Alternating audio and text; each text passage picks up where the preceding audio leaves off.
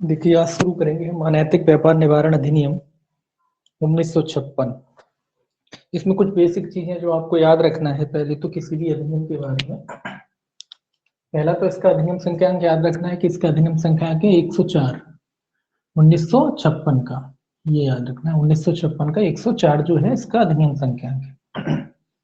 दूसरा याद रखना है इसको कि भारत गणराज्य के कौन से वर्ष में बना, तो ये भारत गणराज्य के 7वें वर्ष में। गणराज्य निकालना तो आपको आता 1956, 1950 से इंक्लूड करके गिनेंगे तो क्या निकलेगा 7 वर्ष। 1950 से अगर आप गिनेंगे 1956 तक कितना होता है 55 प्लस 1 कर दो, जैसे भी आपको जोड़ना हो तो 50 को भी इंक्लूड कर लेते हैं, कुल मिलाकर उसमें 50 को भी जोड़ लेते हैं। तो 7वें वर्ष में ये क्या हुआ भारत के गणराज्य में बन के तैयार हुआ। इसके बाद एक समझौता हुआ था भारत सरकार का अंतरराष्ट्रीय कन्वेंशन के हिसाब से। उस समझौते पे भारत सरकार ने हस्ताक्षर किए थे। इस तरीके के जो अपराध होते हैं उनके निवारण के लिए अंतरराष्ट्रीय स्तर पर जो समझौता हुआ था, जिसे अंतर हस्ताक्षर उसको भारत ने हस्ताक्षर किया था, उस पर साइन किए थे समझौते पे, उसको भी याद रखना है 9 मई 1950 को। 9 मई 1950 को भारत ने क्या किया था, उस समझौते पे हस्ताक्षर किए थे। उस समझौते के आधार पर इस अधिनियम को बनाया गया। तो राष्ट्रपति की स्वीकृति याद रखना है आपको 30 दिसंबर 1956 को प्राप्त हुई। ये भी याद रखना 30 दिसंबर 1956 को राष्ट्रपति की स्वीकृति प्राप्त हुई। इसके अलावा ये अधिनियम लागू हुआ 1 मई 1958 को। ये भी याद रखना 1 मई 1958 को लागू हुआ। 56 का अधिनियम है, 57-58 लगभग 2 साल बाद क्या हुआ लागू हुआ। राष्ट्रपति की स्वीकृति मिलने के लगभग 2 वर्ष के बाद 56, 57, 58 लगभग 1-1.5 साल के बाद, मान लीजिए 56 में हुआ 12वें महीने में हुआ तो 1-1.5 साल के बाद कम से कम ये अधिनियम क्या हुआ लागू हुआ, प्रवर्तन में आया। अब देखिए सबसे पहले इसको पढ़ते हैं क्या कहता है। ये कहता है अनैतिक व्यापार निवारण करने के लिए 1950 की मई के 9वें दिन यानी 9 मई को न्यूयॉर्क में हस्ताक्षरित अंतरराष्ट्रीय कन्वेंशन के अनुसार में उपबंध करने हेतु अधिनियम। तो ये हस्ताक्षर कहाँ हुए, न्यूयॉर्क में हुए, ये भी याद रख सकते हैं आप। वैसे तो ये तो याद रहेगा कि ये हस्ताक्षर कहाँ हुए, न्यूयॉर्क में हुए। जो समझौता हुआ वहां पे भारत सरकार ने मई के 9वें दिन यानी 9 तारीख को 9 मई को वहां उस समझौते पे क्या किए, हस्ताक्षर किए। आगे लिखता है भारत गणराज्य के 7वें वर्ष में संसद द्वारा निम्नलिखित रूप से अधिनियमित। तो ये भी आ गया कि 7वें वर्ष में क्या हुआ, ये अधिनियमित किया गया। अब देखिए सेक्शन इसका पहला इसके शुरू होता है सेक्शन 1। सेक्शन 1 क्या कहता है, जैसा आप जानते हैं सेक्शन 1 में नाम रहता है संक्षिप्त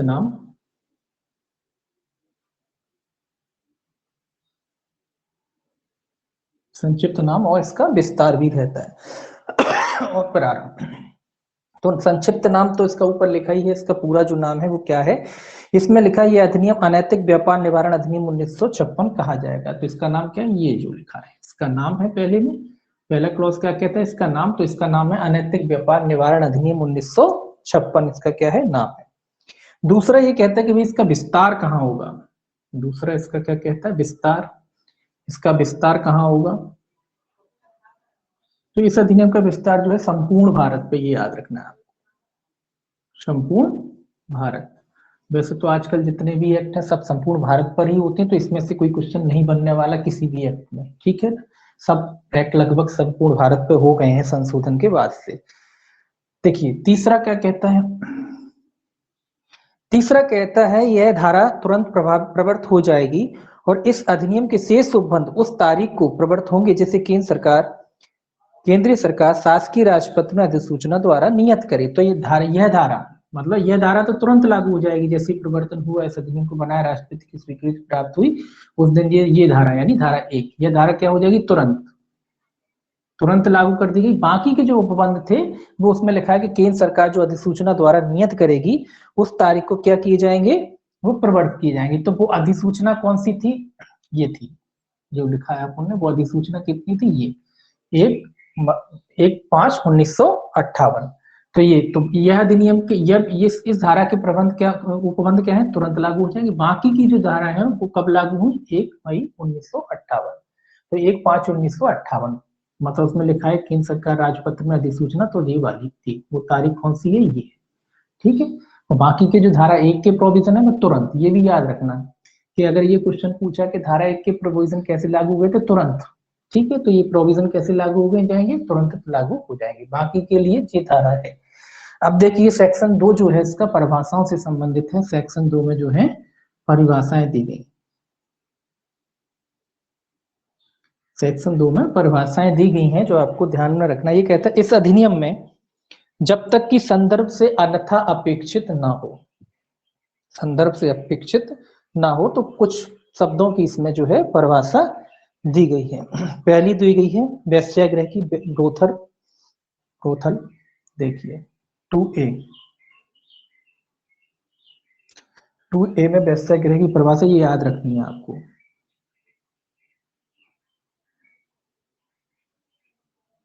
देखिए क्या होता है वेश्यागृह, इसमें देखते हैं। ये कहता है वेश्यागृह के अंतर्गत कोई घर, कमरा, सवारी या स्थान अथवा किसी घर, कमरे, सवारी या स्थान का कोई भाग, कोई प्रभाग, अभिप्रेत है जिसका प्रयोग अन्य व्यक्ति के अभिलाप के लिए अथवा दो या अधिक वेश्याओं के परस्पर अभिलाप के लिए, लैंगिक शोषण या दुरुपयोग के प्रयोजनों के लिए किया जाता है।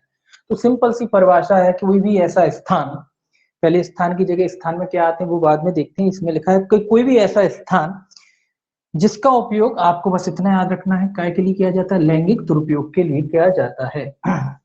लैंगिक शोषण, लैंगिक शोषण, तो कोई भी ऐसा स्थान जिसका उपयोग लैंगिक शोषण या दुरुपयोग, दोनों बातें, दुरुपयोग भी है और शोषण भी है।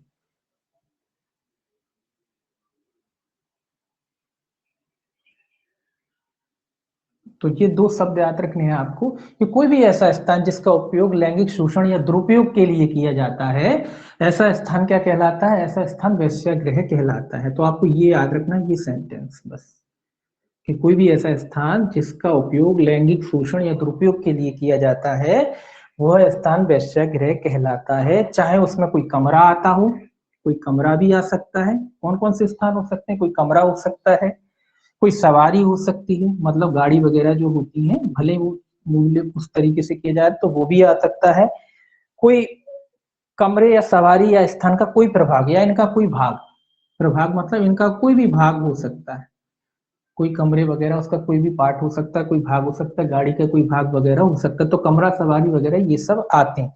किसके उद्देश्य, किस उद्देश्य से किए जाते हैं, दो व्यक्तियों के परस्पर अभिलाप के लिए, अन्य व्यक्तियों के अभिलाप, अभिलाप के लिए इसका उपयोग किस लिए किया जाता है, किसी अन्य व्यक्ति के अभिलाप, मतलब उसको कोई लाभ प्राप्त हो, कोई धन प्राप्त हो, इसलिए चाहे कोई व्यक्ति हो सकता है या दो परस्पर वेश्या हो सकती है, उनके लाभ के लिए इसका इस्तेमाल किया जाता है। तो मेन इसमें क्या निकलता है, मेन तो बस इतना ही निकलता है कि वेश्यागृह कौन सा है जिसका लैंगिक शोषण या दुरुपयोग के लिए इस्तेमाल किया जा सकता है। कोई भी कमरा हो सकता है, कोई भी सवारी हो सकती है, कोई भी स्थान, इसके अलावा कोई भी स्थान भी हो सकता है, कोई भी स्थान मतलब सारी जगह आ जाती हैं जहां इस तरीके का कोई कृत्य किया जाता है, किसी अन्य व्यक्ति के लाभ के लिए या वेश्याओं के परस्पर लाभ के लिए इस्तेमाल किया जाता है। तो ऐसा स्थान जो है वेश्यागृह की परिभाषा में आता है। ठीक है, थोड़ा सा नीचे कर देते हैं इसे। अब देखिए 2B जो है, 2B नहीं है, 2AA करके दिया है इन्होंने परिभाषा। ठीक है, 2AA, 2 जो डबल ए है जो परिभाषा, वो आपकी जो परिभाषा दी गई, बालक की परिभाषा दी गई है कि बालक कौन है, बालक, ये याद रखेंगे कि बालक कौन है। इसमें लिखा बालक से ऐसा व्यक्ति अभिप्रेत है जिसने 18 वर्ष की आयु पूरी नहीं की। तो क्या याद रखना है आपको, 18 वर्ष की आयु क्या नहीं की है, पूरी नहीं की है, ये याद रखना है। सर 16 है या 18 है? अभी आएगा आगे, देखिए उसमें अलग, बालक अलग है, वयस्क अलग है और अवयस्क अलग है, नहीं, तीन बालक इसमें में 16,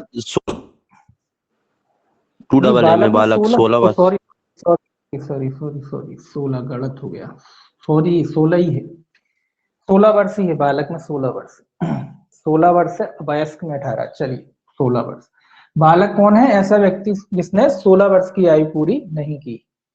तो बालक में कौन आता है, ऐसा व्यक्ति जिसने क्या आयु पूरी नहीं की, 16 वर्ष की आयु पूरी नहीं की है। तो बालक की याद रखना है आपको कि बालक में कौन व्यक्ति है, ऐसा व्यक्ति जिसने 16 वर्ष की आयु पूरी नहीं की। इसमें तीनों एज इसलिए याद रखना थोड़ा अलग है, बालक में 16 वर्ष है, वयस्क की 18 वर्ष है और अवयस्क की ये 16 से 18 क्या है, ये भी आएगा अभी।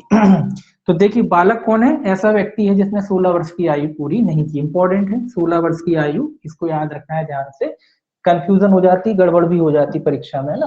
हालांकि सरल चीज कोई बड़ी चीज नहीं है, लेकिन फिर भी दिक्कत इसमें हो जाती है।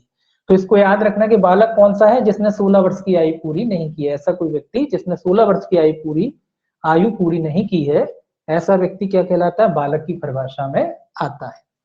इसके बाद 2B, 2B में क्या परिभाषा दिया है, 2B में दिया सुधार संस्था, ये भी याद रखना है, ये इंपॉर्टेंट है, इसको याद रखना है। सुधार संस्था में क्या आता है, यहाँ पे किस किस को सुधार संस्था में शामिल किया गया है।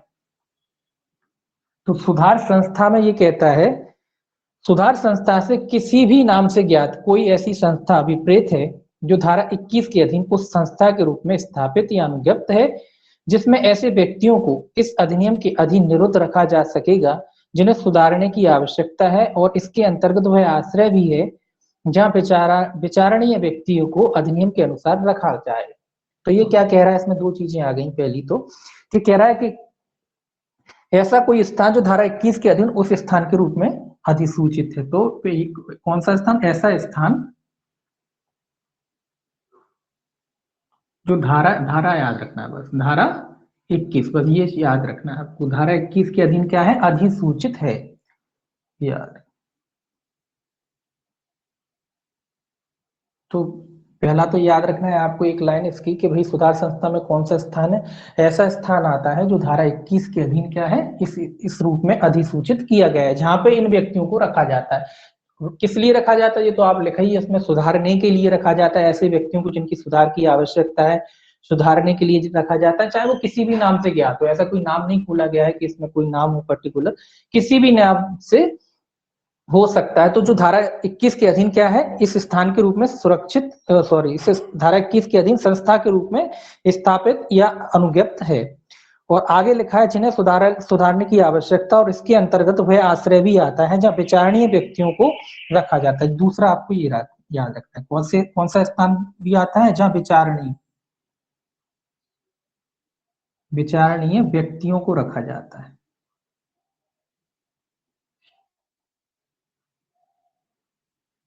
यहाँ दो चीजें आपको याद रखनी, पहला तो एक सीधी बात है, पहला आपको याद रखना है ऐसा स्थान जो धारा 21 के अधीन अधिसूचित है, मान लीजिए धारा 21 के अधीन आता है, चाहे वो किसी भी नाम से ज्ञात हो सकता है। दूसरा ऐसा स्थान भी आता है जिसमें विचारणीय व्यक्तियों को, जिनका विचारण इस अधिनियम के तहत चल रहा है, उन व्यक्तियों को रखा जाता है। तो 2 पॉइंट है इसमें, 2 पॉइंटों में से क्वेश्चन बनते हैं। किस उद्देश्य से रखते हैं, किसी भी नाम से ज्ञात हो सकता है वो स्थान, ऐसा कोई नाम नहीं है, कोई संस्था हो सकती है, कोई भी संस्था किसी भी नाम से ज्ञात हो। किस उद्देश्य से रखा जाता है, ताकि इस अधिनियम के तहत जो भी व्यक्ति जिनमें सुधार हो सकता है उनको सुधारा जा सके।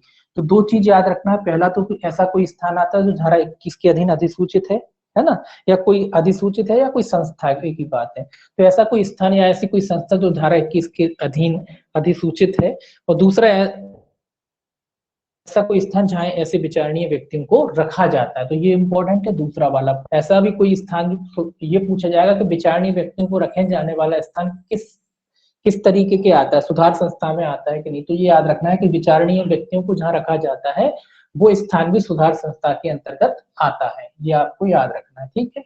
दो चीजें इसमें आपको याद रखना है। 2C देखिए मजिस्ट्रेट की परिभाषा दी रखी है, फिर मजिस्ट्रेट क्या कहलाता है, मजिस्ट्रेट, ठीक है। मजिस्ट्रेट तो सिंपल है, ये कहता है मजिस्ट्रेट से ऐसा व्यक्ति अभिप्रेत है जो इस धारा द्वारा जिसमें यह पद आता है प्रदत्त शक्तियों का प्रयोग करने के लिए अनुसूची के द्वितीय स्तर में सक्षम विनिर्दिष्ट किया गया है, जो अनुसूची के प्रथम स्तंभ में विनिर्दिष्ट है। तो ये कह रहा है, इसमें डायरेक्ट ना लिख के ये क्या कह दी क्या कि मजिस्ट्रेट कौन है, सेकंड शेड्यूल के अनुसार, जिसमें लिखा है ना मजिस्ट्रेट का क्या अर्थ है, यहाँ लिखा है जो इस अधिनियम के अधीन जो भी शक्तियां उसे दी गई उन शक्तियों का जो प्रयोग करता है, जो इस अधिनियम के तहत या इस धारा के तहत जो शक्तियां दी गई हैं अनुसूची के द्वितीय स्तर पर, अनुसूची सूची के सेकंड जो है स्तर पर, उसको सेकंड स्तर पर सक्षम स्तंभ में सक्षम विनिर्दिष्ट किया गया, यानी सक्षम घोषित किया गया। सक्षम घोषित किया गया है, यानी सक्षम घोषित है या सक्षम है एक ही बात है। सक्षम है जो इस अधिनियम के तहत विचारणा करने के लिए सक्षम घोषित है, यानी कि सक्षम है वो इस मामले के, इस अधिनियम के तहत जो है मामलों का विचारण कर सकता है। ऐसे एक व्यक्ति को यहाँ क्या माना गया है, मजिस्ट्रेट माना गया है, जो सेकंड शेड्यूल के, नहीं सॉरी सेकंड ही शेड्यूल है मजिस्ट्रेट अनुसूची के लिखा है। प्रदत्त शक्तियों का प्रयोग करने के लिए अनुसूची के द्वितीय स्तंभ, जो अनुसूची दी गई है उसके सेकंड कॉलम में दिया गया है, इसी की अनुसूची की बात कर रहा है ये। एक मिनट देखिए, ये लिखा है मजिस्ट्रेट, इसमें पीछे एक अनुसूची जो है दे रखी है अनुसूची में, इसीलिए इन्होंने जो है उसको अलग से जो है खोला नहीं है। इसमें काफी मजिस्ट्रेट आ जाते हैं, जो लिखा है सेकंड शेड्यूल के अनुसार, मतलब अनुसूची के सेकंड उसमें दिया है। तो इसमें पीछे एक अनुसूची दे रखी है मजिस्ट्रेटों के बारे में कि कौन कौन से मजिस्ट्रेट इसमें शामिल हैं। तो इसमें वो पूरी शेड्यूल दे रखी है। इसमें जिला मजिस्ट्रेट भी है, महानगर प्रथम वर्ग मजिस्ट्रेट है सेकंड का। तो ये मजिस्ट्रेट का अर्थ ये है, इसीलिए उन्होंने पर्टिकुलर नहीं खोला। तो जो सेकंड शेड्यूल में जो लिस्ट दे रखी है वही मजिस्ट्रेट इस अधिनियम के तहत क्या करेंगे, इस मामलों में विचार वगैरह करेंगे। ये और भी काम करेंगे, मजिस्ट्रेटों के और भी काम है इसमें। तो इसीलिए इसके बाद देखिए 2CA यहाँ आ जाएगा। 2CA 2CA क्या कहता है, इसमें वयस्क की परिभाषा दी गई। वयस्क, वही वयस्क क्या है, इसमें लिखा वयस्क से ऐसा व्यक्ति अभिप्रेत है जिसने 18 वर्ष की आयु पूरी कर ली है। तो कौन सा व्यक्ति है इसमें 18 वर्ष की आयु पूरी कर ली है, मतलब 18 वर्ष से अधिक का व्यक्ति जो भी होगा, या 18 वर्ष या और उससे अधिक की उम्र का व्यक्ति जो होगा वो काय की परिभाषा में आएगा, वयस्क की परिभाषा में आएगा। इसके अलावा इसमें एक अवयस्क की भी परिभाषा दी गई है, सी ए के बाद बी में, बी में काय की दे रखी है, अवयस्क। ये तीनों अलग अलग लिख के आपको याद करना पड़ेंगी। एक हो गई बालक, दूसरा हो गया आपका वयस्क और तीसरा हो गया अवयस्क। तो तीनों परिभाषाओं को आपको याद रखना है। इसमें लिखा अवयस्क कौन है, अवयस्क से ऐसा व्यक्ति अभिप्रेत है जिसने 16 वर्ष की आयु पूरी कर ली किंतु 18 वर्ष की आयु पूरी नहीं की है। तो अवयस्क कौन किसको माना है, जिसने 16 वर्ष की आयु पूरी कर ली है। 16 वर्ष की आयु तो उसने पूरी करी, लेकिन इसमें लिखा है लेकिन 18 वर्ष की आयु पूरी नहीं की, क्योंकि अगर 18 वर्ष की आयु पूरी कर लेगा तो आप जानते ही वयस्क में आ जाएगा। तो 18 वर्ष की आयु पूरी नहीं की है, तो ऐसा व्यक्ति इसके अंतर्गत आता है। तो ये तीनों जो है परिभाषाएं आपको अलग से इसको याद करना है। एक तो बालक याद रखना है आपको, दूसरा आपको अवयस्क, इनमें से एक क्वेश्चन पक्के में आएगा, तीनों में से कुछ ना कुछ पूछेंगे, ठीक है ना। तो इसीलिए इनको याद रखना, हालांकि छोटी सी बात है, सरल है, लेकिन फिर भी पूछेंगे, फिर भी इसीलिए पूछेंगे कि गलती होती है, ठीक है, जो चीजों में गलती होती है वो पूछते हैं। दूसरा इसमें से आपको जो सुधार आलय, सुधार संस्था की जो परिभाषा है वो याद रखना है, ये भी पूछा जाएगा। और ये तो है ही मेन परिभाषा जो है, ठीक है। तो सुधार आलय की परिभाषा भी, सुधार संस्था की भी परिभाषा याद रखना है कि धारा 21 के अधीन संस्थित कोई संस्था हो सकती है। दूसरा ऐसी कोई संस्था हो सकती है जिसमें कोई विचारणीय व्यक्तियों को रखा जाता है, वो काय के अंतर्गत आती है, सुधार संस्था के अंतर्गत आती है। इसके अलावा बालक, अवयस्क और वयस्क, इन तीनों की परिभाषाएं जो है आपको याद रखनी है, क्योंकि ये आपकी पूछी जाएंगी, इनमें से एक आध परिभाषा पक्के में पूछी जाएगी, पूछी ही जाती है, ठीक है। तो इनको आपको क्या करना है, याद रखना। इसके बाद देखिए आगे देखते हैं।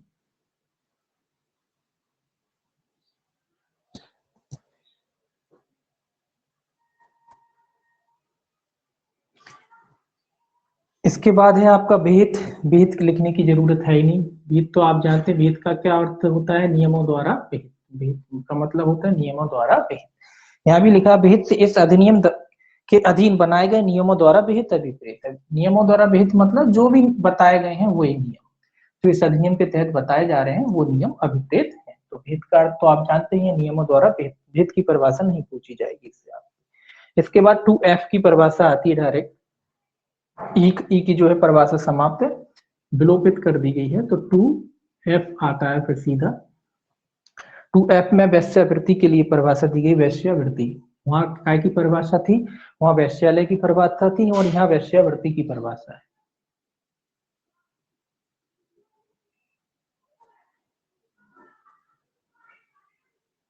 देखिए ये क्या कहता है, ये कहता है वेश्यावृत्ति से ऐसे व्यक्तियों का वाणिज्यिक प्रयोजनों के लिए लैंगिक शोषण या दुरुपयोग अभिप्रेत है और वेश्या पद का तदनुसार अर्थ लगाया जाएगा। तो यहाँ दोनों परिभाषाएं होगी, एक तो वेश्यावृत्ति की भी परिभाषा होगी, दूसरी वेश्या की भी परिभाषा होगी। अगर आपसे ये पूछा जाए कि वेश्यावृत्ति की परिभाषा कहाँ है, ये तो आप लगा दोगे 2F है, और अगर ये पूछते हैं कि वेश्या को कहाँ परिभाषित किया तो 2F में ही परिभाषित किया गया है, क्योंकि उसमें लिखा है कि तदनुसार उसी के अनुसार क्या अर्थ लगाया जाएगा, वेश्या का अर्थ भी लगाया जाएगा।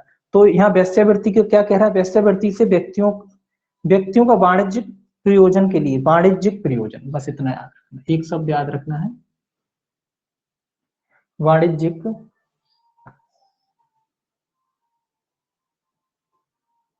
वाणिज्यिक, यही शब्द इंपॉर्टेंट है, प्रयोजन। वाणिज्यिक प्रयोजन के लिए व्यक्तियों का क्या करना, कहा गया, लैंगिक शोषण या दुरुपयोग, जो अपन ऊपर पढ़ा था, लैंगिक शोषण और दुरुपयोग, ये सब याद रखना है कि वेश्यावृत्ति का अर्थ क्या है, वाणिज्यिक प्रयोजन के लिए व्यक्तियों का लैंगिक शोषण या दुरुपयोग करना क्या कहलाता है, वेश्यावृत्ति कहलाता है। लैंगिक शोषण या दुरुपयोग करके वाणिज्यिक प्रयोजन करना, या कह लीजिए वाणिज्यिक प्रयोजन के उद्देश्य से लैंगिक शोषण या दुरुपयोग करना क्या कहलाता है, वेश्यावृत्ति कहलाता है। और इसके अनुसार लिखा है तदनुसार इसका अर्थ, वो वेश्या का अर्थ भी तदनुसार, वेश्या पद का अनुसार तदनुसार अर्थ लगे। तदनुसार का अर्थ मतलब है जो भी व्यक्ति है या जो भी महिला है जो वाणिज्यिक प्रयोजन के लिए, वाणिज्यिक प्रयोजन के लिए क्या करती है, वेश्या की परिभाषा में आएगी। ठीक है, तो यहाँ याद रखना है आपको, वाणिज्यिक प्रयोजन के लिए लैंगिक शोषण का दुरुपयोग। तो व्यक्ति शब्द आया, इसमें ऐसा नहीं कि कोई फीमेल है, मेल फीमेल दोनों आते हैं, ठीक है ना। वेश्यावृत्ति की परिभाषा में ऐसा नहीं कि केवल फीमेल की बात हो रही, मेल फीमेल दोनों की बात हो रही, ठीक है। तो वाणिज्यिक प्रयोजन के लिए लैंगिक शोषण या दुरुपयोग करना क्या कहलाता है, वेश्यावृत्ति कहलाता है, और उसके अनुसार ही उसका अर्थ, जो वेश्या है उसका अर्थ लगाया जाएगा। ठीक है, अब देखिए आगे, आगे है संरक्षा गृह। अभी आपको क्या बताया था, सुधार संस्था, अब देखो आ जाएगी संरक्षा गृह। तो इसीलिए मैंने कहा था कि सुधार संस्था को याद रखना है, क्योंकि संरक्षा गृह सुधार संस्था में से क्वेश्चन आता है, दोनों में से एक में से किसी में, और आपको उसमें थोड़ा सा दिक्कत हो जाता है। ठीक, जी है इसके बाद, जी में है संरक्षा गृह।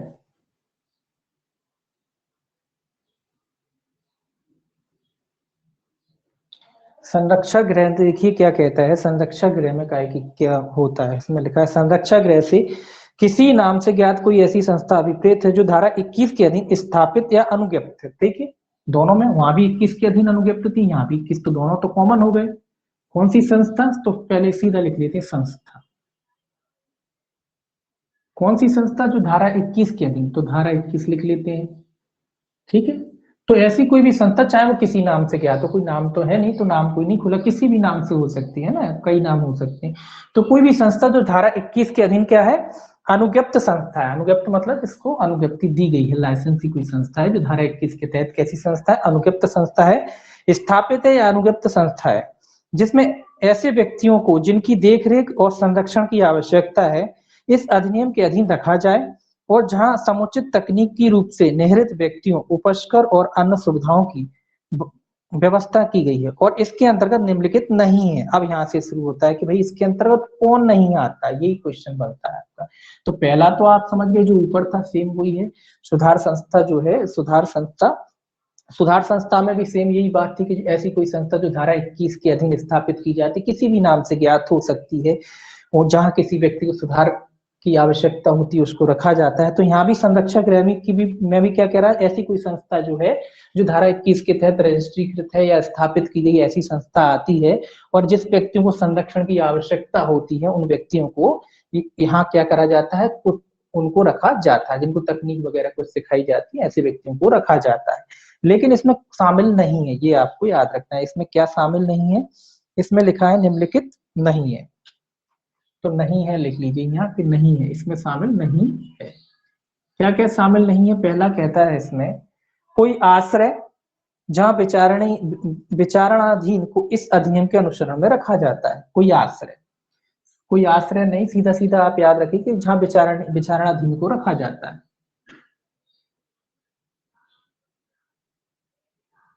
जहां विचारणाधीन को किसी भी आश्रय कोई स्थान पर ही रखा जाएगा, तो कोई भी ऐसा स्थान जहां विचारणाधीन को रखा जाता है ऐसे स्थान काय में नहीं आता। ऐसा स्थान जो है सुधार संस्था संरक्षक गृह में नहीं आता। याद रखेंगे, जहां विचारणीय व्यक्ति को, जिसका विचारण हो रहा है इस अधिनियम के तहत, तो कोई भी ऐसा स्थान जहां ऐसे व्यक्ति को रखा जाता है जिसका विचारण हो रहा है, कुल मिला के ऐसा स्थान संरक्षक गृह की परिभाषा में नहीं आता। याद रखेंगे, कोई सुधार संस्था, जो ऊपर अपन पढ़ चुके हैं, कोई सुधार संस्था जो है इसके अधीन नहीं आते। तो ये क्वेश्चन इंपॉर्टेंट हो गया, क्योंकि क्वेश्चन कई तरीके से, एक तो ये भी बन सकता है कि संरक्षक गृह में क्या क्या नहीं आते, ठीक है, तो ये आ गए ऑप्शन, है ना।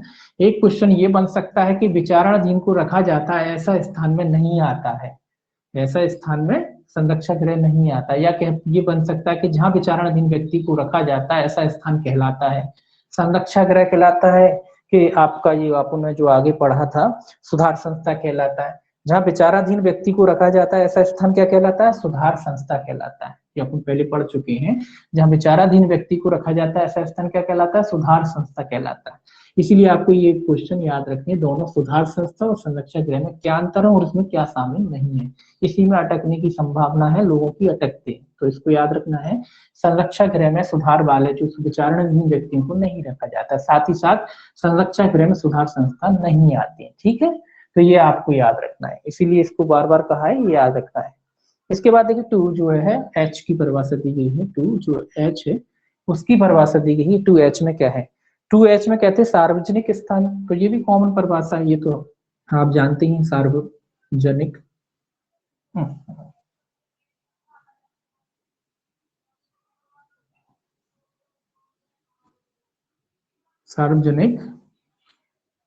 स्थान, पब्लिक प्लेस की बात करें कि पब्लिक प्लेस क्या है, सार्वजनिक स्थान जो है क्या है, पब्लिक प्लेस क्या होता है। जी तो आप जानते हैं कोई भी स्थान जहाँ पे लोग बाग आ जा सकते हैं, ऐसा स्थान क्या कहलाता है, पब्लिक प्लेस। तो ये कहता है सार्वजनिक स्थान से ऐसा कोई स्थान अभिप्रेत जो जनता के प्रयोग के लिए आश्रित हो या जिस तक जनता की पहुंच हो तथा जिसके अंतर्गत कोई लोक प्रबंध भी है। तो ये कह रहा है कि भाई सार्वजनिक स्थान में क्या आते हैं, जहां जनता की पहुंच होती है, मतलब पब्लिक प्लेस, जहां अपन लोग बगैर रोक टोक के आ जा सकते हैं, ऐसे स्थान सार्वजनिक प्लेस कहलाते हैं।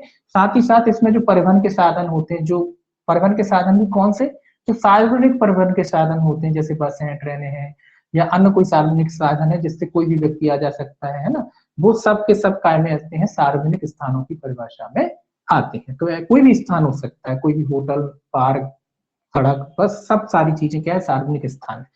कोई भी टैक्सी वगैरह जो आप करते हो, जो शहर में चलती है पैसेंजर को ले जाने की, वो भी सार्वजनिक स्थान की परिभाषा में। तो बस, ट्रेन वगैरह ये भी क्या है, ये भी सार्वजनिक स्थान की परिभाषा में आती है। तो परिवहन के साधन कोई भी हो सकते हैं जो सार्वजनिक रूप से इस्तेमाल किए जाते हैं, वो सार्वजनिक स्थान की परिभाषा में आते हैं। परिवहन का साधन है जो भी, वो भी सार्वजनिक स्थान की परिभाषा में आता है ना। तो ये भी याद रखेंगे कि परिवहन के साधन भी जो है इस परिभाषा के अनुसार सार्वजनिक स्थान की परिभाषा में आते हैं। क्यों आते हैं, क्योंकि परिवहन भी तो कोई, अब आपके घर में कोई गाड़ी है, आप तो आप उसको प्राइवेट प्लेस में अपनी कोई अलग से सड़क बनवा के तो चलाओगे नहीं, चलाओगे तो सार्वजनिक स्थान में, इसीलिए उसको सार्वजनिक स्थान में शामिल किया गया है।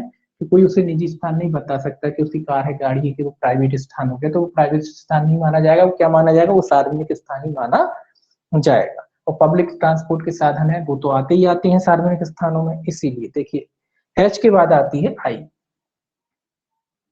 आई में जो परिभाषा दे रखी है आपकी, विशेष पुलिस अधिकारी, ये इसको याद रखना है, विशेष पुलिस अधिकारी, ठीक है, विशेष पुलिस अधिकारी। तो याद रखना 2I में विशेष पुलिस अधिकारी की नियुक्ति के बारे में बताया गया। तो विशेष पुलिस अधिकारी कौन होता है, इसमें लिखा है विशेष पुलिस अधिकारी से इस अधिनियम के प्रयोजनों के लिए किसी विनिर्दिष्ट क्षेत्र के अंदर पुलिस कार्यों का भार साधक होने के लिए राज्य सरकार द्वारा या उसकी ओर से नियुक्त कोई पुलिस अधिकारी अभिप्रेत है। तो सिंपल सी परिभाषा लिखी है, कौन व्यक्ति विशेष पुलिस अधिकारी है, इस अधिनियम के प्रयोजन के लिए, इस अधिनियम के प्रयोजन के लिए या इस अधिनियम के विनिर्दिष्ट प्रयोजनों के लिए जो इस अधिनियम में बनाए गए उपबंध उनका पालन करने के लिए जिसकी नियुक्ति या तो राज्य सरकार करती है या राज्य सरकार द्वारा प्राधिकृत किसी व्यक्ति द्वारा करी जाती है, ऐसा पुलिस अधिकारी क्या कहलाता है? विशेष पुलिस अधिकारी कहलाता है। कुल मिला के इस अधिनियम के तहत जो पुलिस अधिकारी कार्य करते हैं, जिनको राज्य सरकार ने या तो नियुक्त किया होगा या राज्य सरकार द्वारा प्राधिकृत किसी व्यक्ति द्वारा नियुक्त किया गया होगा, ऐसे पुलिस वालों को इस अधिनियम के तहत क्या कहा जाता है? विशेष पुलिस अधिकारी कहा जाता है। सरकार द्वारा या उसकी ओर से नियुक्त कोई पुलिस अधिकारी अभिप्रेत है। कुल मिला के कोई भी पुलिस अधिकारी जो इस अधिनियम के प्रोविजन के अधीन कार्य करता है, और नियुक्ति कौन करता है? नियुक्ति इसकी राज्य सरकार करती है या फिर राज्य सरकार द्वारा प्राधिकृत कोई भी व्यक्ति इनकी नियुक्ति कर सकता है, जिसको भी प्राधिकृत किया हो राज्य सरकार ने, जो इस अधिनियम के तहत कार्य करते हैं, ऐसे पुलिस अधिकारियों को विशेष पुलिस अधिकारी की परिभाषा में रखा गया है। अब देखिए आई के बाद जी 2J, जे में जो दे रखा है आपका दुर्व्यापार पुलिस अधिकारी, यहाँ तो विशेष पुलिस अधिकारी दोनों को याद रखना, आई में विशेष पुलिस अधिकारी हो जाता है आपका और जे में दुर्व्यापार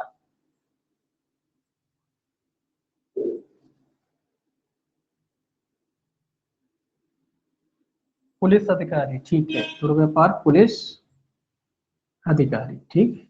तो दोनों को एक साथ याद रखना है कि आई में विशेष पुलिस अधिकारी है और जे में क्या है? दुर्व्यापार पुलिस अधिकारी। ये क्या है? जो इस अधिनियम के तहत कार्य करता है, राज्य सरकार द्वारा नियुक्त किया जाता है या उसके द्वारा प्राधिकृत किसी व्यक्ति द्वारा नियुक्त किया जा सकता है। ये दुर्व्यापार वाले क्या करते हैं?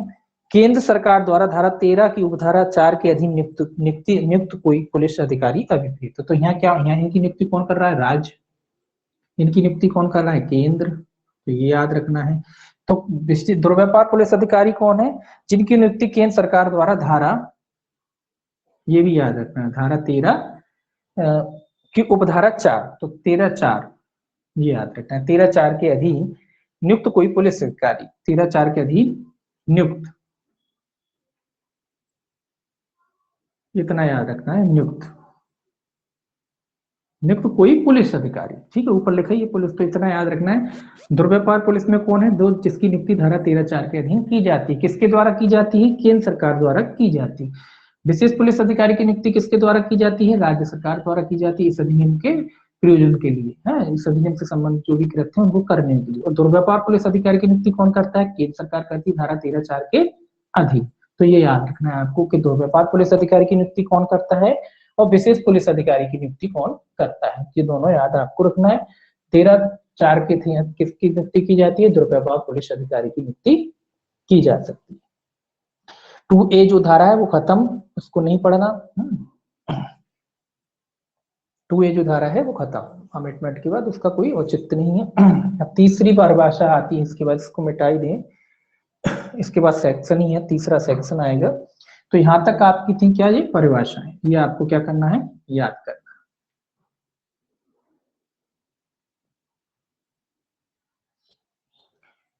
टू ए जो पहले परिभाषा जुड़ी थी वो जम्मू कश्मीर को लागू ना होने वाले अधिनियम की बाबत अर्थान्वयन का नियम था, तो ये कोई मतलब का इसमें है नहीं है। अब पढ़ना है आपको केवल सेक्शन 3। सेक्शन 3 कहता है वेश्यागृह चलाने या परिसरों को वेश्यागृह के रूप में प्रयुक्त करने के लिए दंड। तो ये काय के लिए दंड है? वेश्यागृह चलाने के लिए, वेश्यागृह जो होते हैं उनके लिए। वेश्यागृह के अलावा ये कह रहा है कि परिसरों को, मतलब घरों को भी वेश्यागृह के रूप में इस्तेमाल करना। तो वेश्यागृह तो होते ही अलग से जो वेश्यागृह वो भी, या किसी परिसर, परिसर मतलब स्थान हो सकता है, तो वेश्यागृह के रूप में या किसी परिसर को इस उद्देश्य के रूप में इस्तेमाल करने के लिए दंड का प्रावधान किया गया है।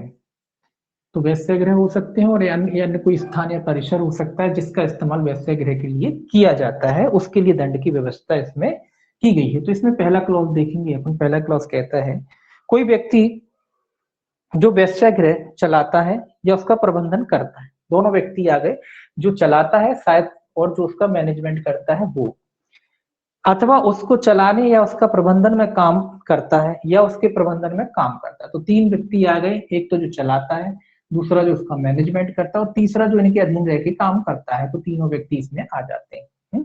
प्रबंध करता है उनको चलाने या उसका प्रबंधन में काम करता है या फिर सहायता करता है, वह प्रथम दोष सिद्धि पर 1 वर्ष से न्यून और 3 वर्ष से अनधिक की अवधि के लिए कठोर कारावास से तथा जुर्माने से भी जो 2,000 रुपए तक का हो सकेगा दंडनीय होगा। द्वितीय पाश्चात्यवर्ती पे अलग है। तो ये कह रहा है प्रथम दोष सिद्धि पे इसमें 2 पनिशमेंट दे रखे हैं कि अगर कोई व्यक्ति ऐसा कोई अपराध करता है तो वह प्रथम दोष सिद्धि पे 1 वर्ष से अन्यून मतलब न्यूनतम 1 वर्ष तक का कारावास, जो कितना हो सकता है 3 वर्ष तक का हो सकता है, और कैसा होगा कठोर, 1 से लेके 3 वर्ष तक का।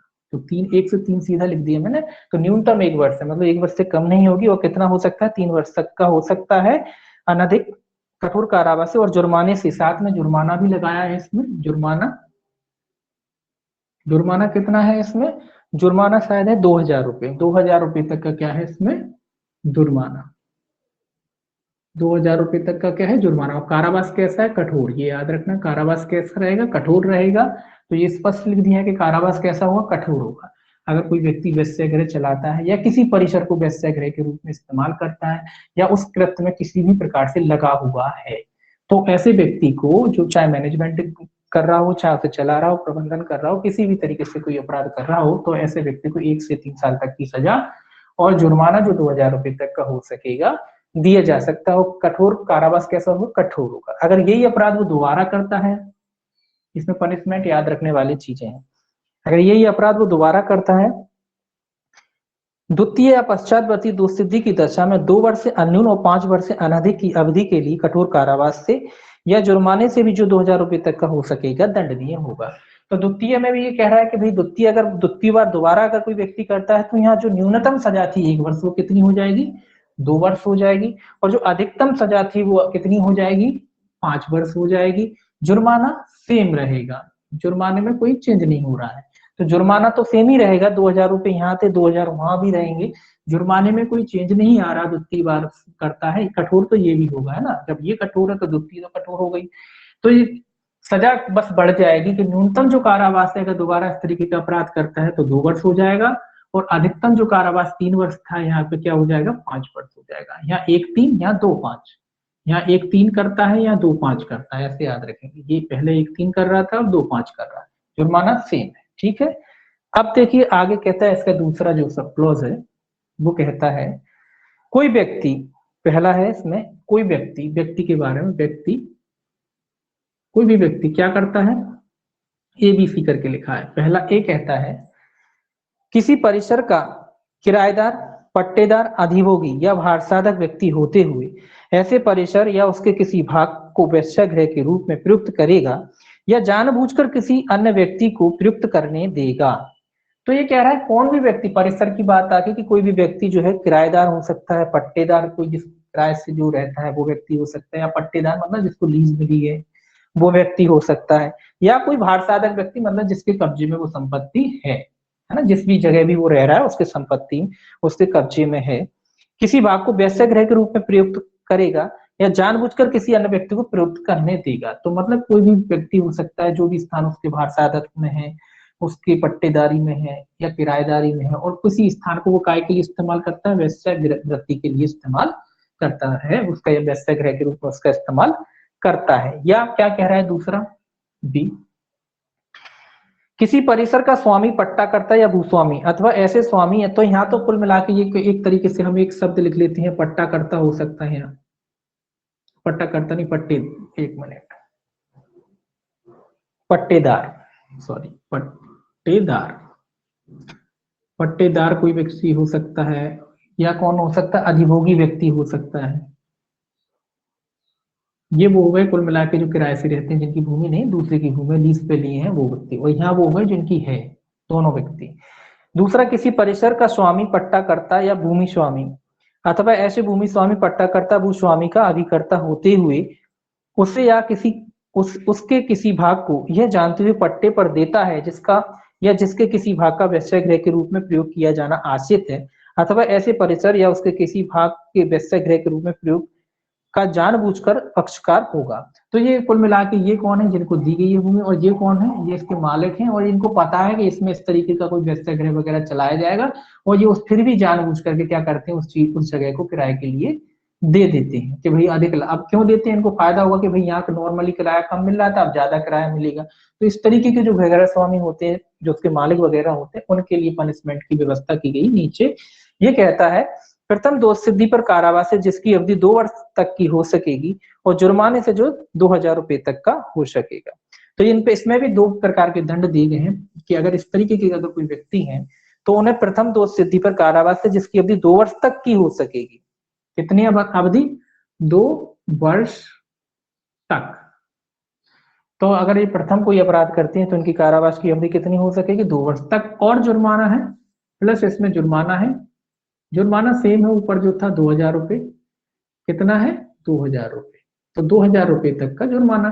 तो प्रथम बार में अगर कोई अपराध करता है तो उन्हें 2 वर्ष तक के कारावास से और जुर्माना। अब इस अंतर क्या है? अंतर बस इतना है कि इसमें न्यूनतम नहीं है, बस यहाँ जैसे वहां न्यूनतम थी, न्यूनतम होने से ये हो गया कि न्यायालय इससे कम तो देगा नहीं। न्यूनतम का अर्थ क्या हो जाता है? बन जाता है न्यायालय कि उससे कम नहीं देगा। लेकिन यहाँ चूंकि न्यूनतम नहीं है तो यहाँ न्यायालय का विवेक अधिकार है, 2 महीना, 1 महीना, 4 महीना, 6 महीना, साल भर, 2 साल, जितनी भी दे, 2 साल से ऊपर की नहीं देगा बस। तो ऊपर की लिमिट फिक्स हो गई, नीचे की लिमिट कोई फिक्स नहीं है।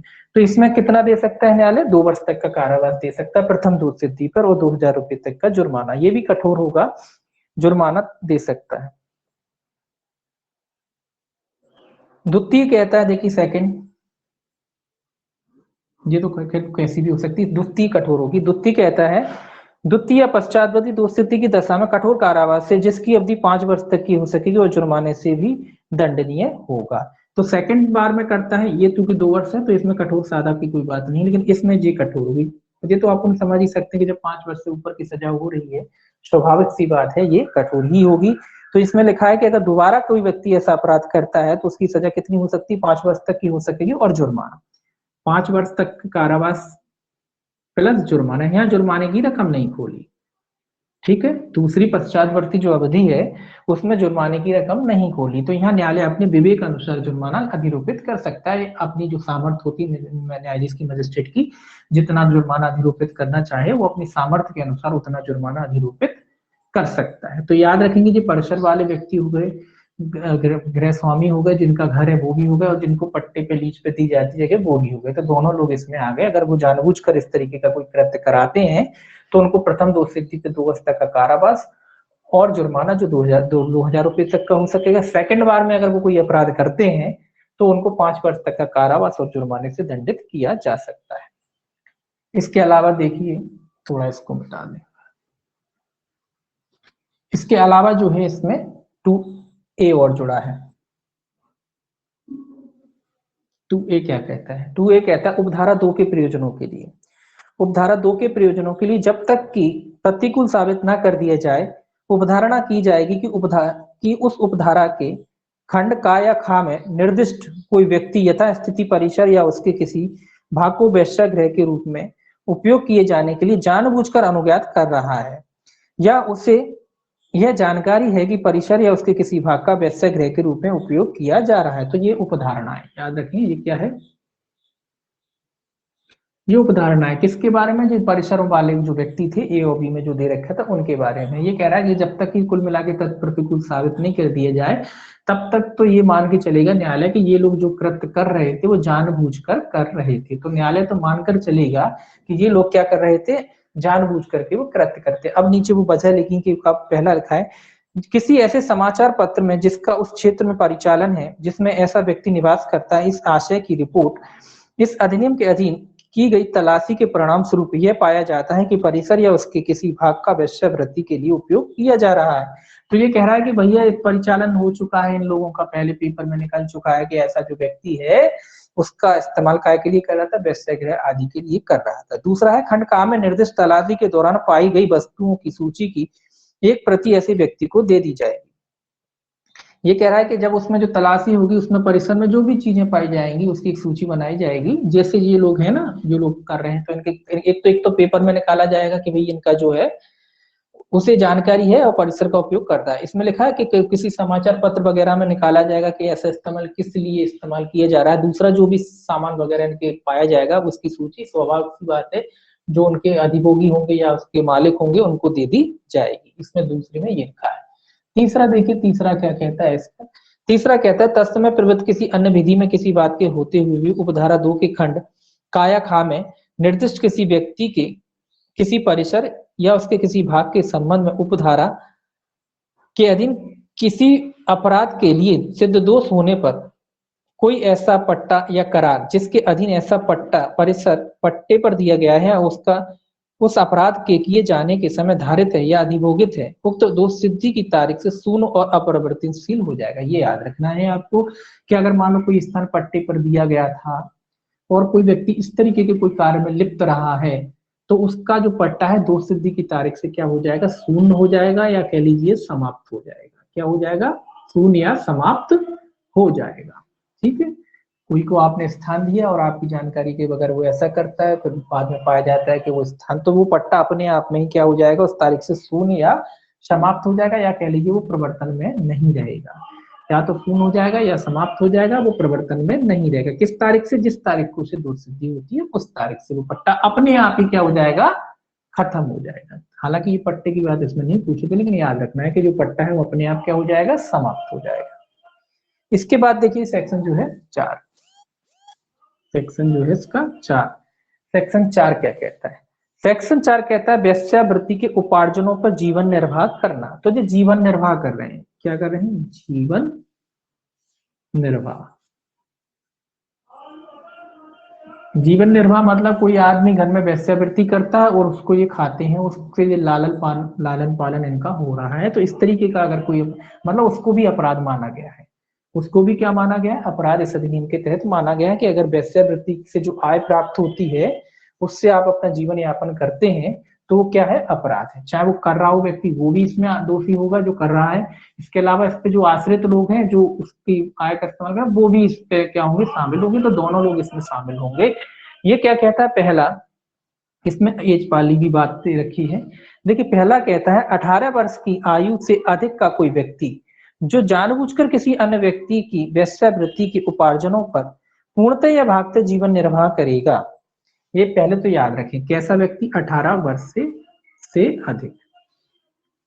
18 वर्ष से कैसी उम्र का व्यक्ति है, 18 वर्ष से अधिक उम्र का व्यक्ति है। तो 18 वर्ष से अधिक, तो अधिक ही पौध लिख दिया। तो ऐसा कोई व्यक्ति है जो 18 वर्ष से अधिक का, 18 वर्ष से कम की बातचीत नहीं कर रहा है, कि ऐसे व्यक्ति जो 18 वर्ष से अधिक है और जानबूझकर मतलब इनको पता है पैसा वगैरह कहाँ से आ रहा है और फिर भी ये उसकी की जो आय हो रही है उससे क्या करते हैं, अपना जीवन यापन करते हैं, तो उनके लिए भी सजा का प्रोविजन किया गया है।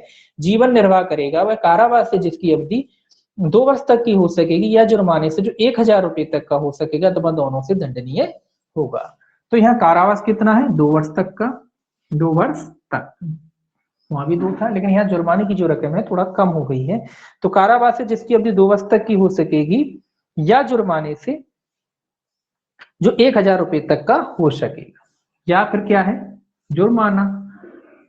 यहाँ जुर्माना कितना है, यहाँ जुर्माना 1000 हो जाएगा। थोड़ा सा ये याद रखने वाली बात है कि यहाँ जुर्माना कितना हो जाएगा, 1000 रुपए।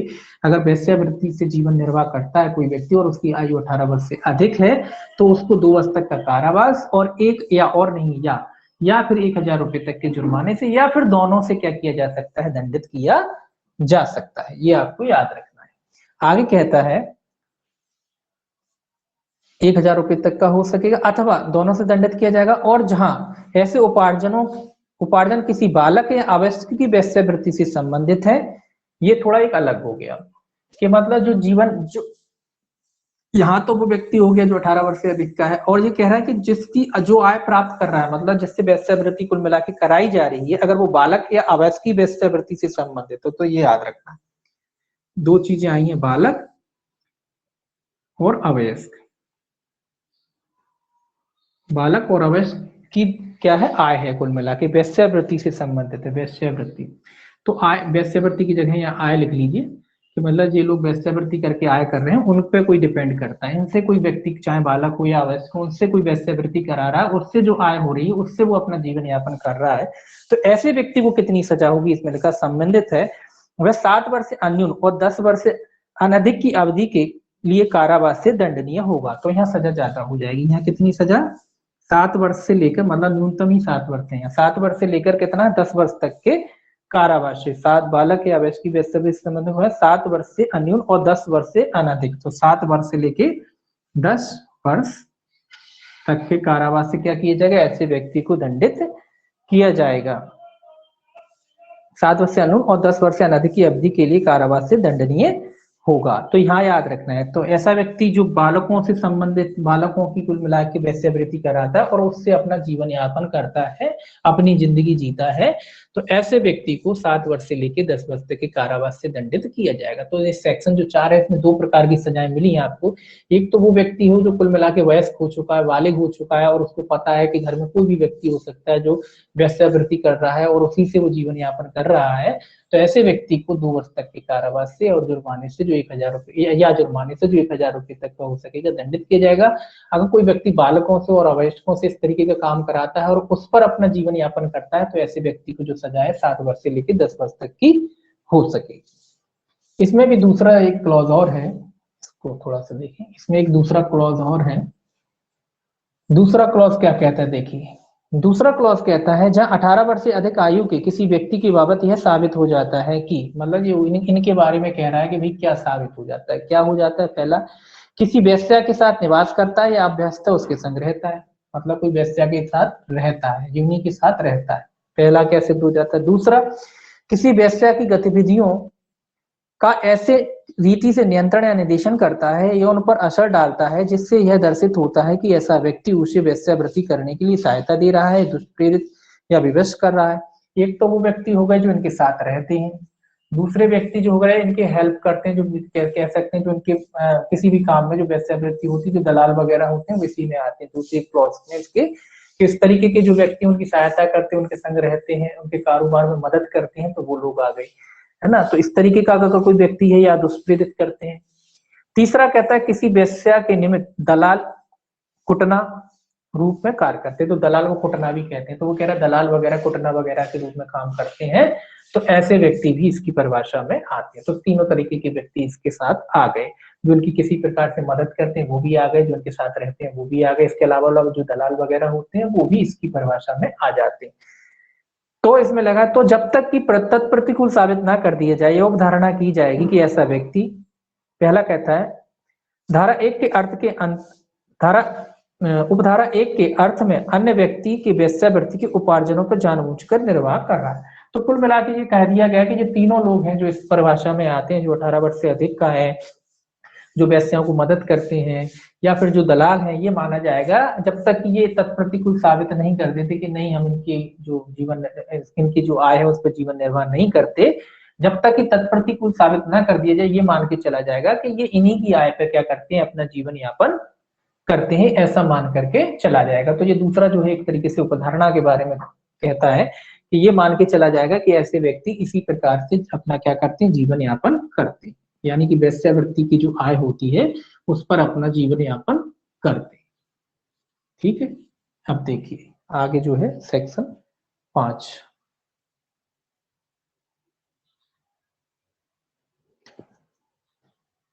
सेक्शन 5 देखिए, थोड़े बड़े बड़े सेक्शन है लेकिन ठीक है, इसमें पनिशमेंट ज्यादा है, पनिशमेंट थोड़ा याद रखनी है, इसमें एब्यूसिव पनिशमेंट है ना। सेक्शन पढ़ लेंगे, पनिशमेंट पढ़ लेंगे, छोटी मोटी चीजें अपन अब एक बार पढ़ ही रहे तो दोबारा आपको पढ़ने की जरूरत नहीं पड़ेगी, केवल आपको सेक्शन और पनिशमेंट याद रखना है और एक दो जो परिभाषा है इंपोर्टेंट वो याद रखना है ना, तो आपका एक्ट कंप्लीट है।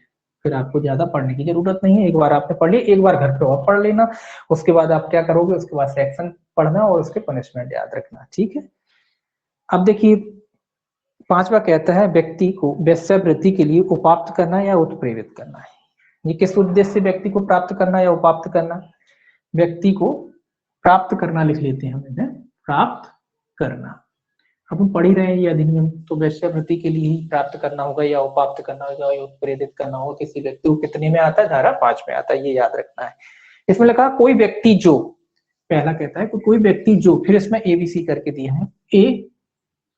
ये क्या कहता है, ये कहता है किसी व्यक्ति को चाहे उसकी सम्मति से या उसके बिना वेश्यावृत्ति के प्रयोजनों के लिए उपाप्त करेगा। तो इसमें दोनों चीज आ गई, चाहे तो सहमति से वो व्यक्ति आए या सहमति के बगैर आए, दोनों बातें हैं, सम्मति से या उसके बिना, चाहे सहमति हो या ना हो। सहमति, चाहे तो व्यक्ति को तो सहमति से आ रहा हो, कैसे आ रहा हो, किसी व्यक्ति को चाहे उसकी सम्मति या सहमति, सम्मति या उसके बिना बिना लिख दिया है। दोनों बातें आएंगी, चाहे कोई व्यक्ति को सम्मति से आ रहा हो, अपनी मर्जी से। दो तरीके के लोग होते हैं, एक तो मर्जी से ही करते हैं और एक जबरदस्ती कराया जाता है।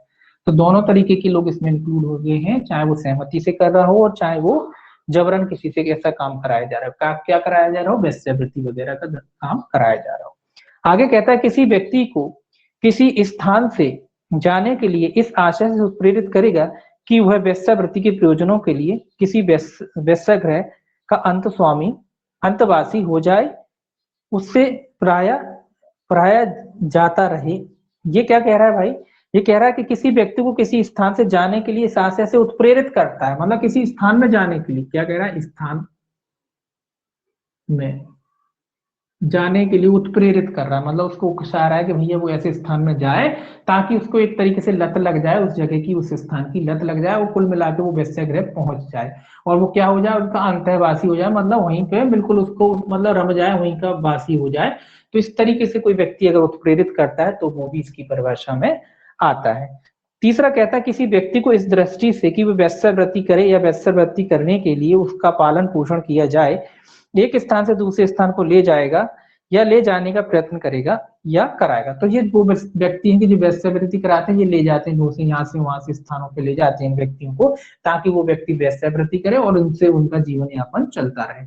तो इस तरीके के व्यक्ति भी इसकी परिभाषा में आते हैं। आगे कह रहा है किसी व्यक्ति को से वेश्यावृत्ति कराएगा या करने के लिए उत्प्रेरित करेगा। या चौथा जी कहता है कि किसी व्यक्ति से वेश्यावृत्ति कराता है या फिर उसको उत्प्रेरित करता है, कराता है या किसी प्रकार से उसका दुष्प्रेरण करता है, एक तरीके से उसको क्या करता है, उकसाता है, उत्प्रेरित करता है, उकसाता है उसको।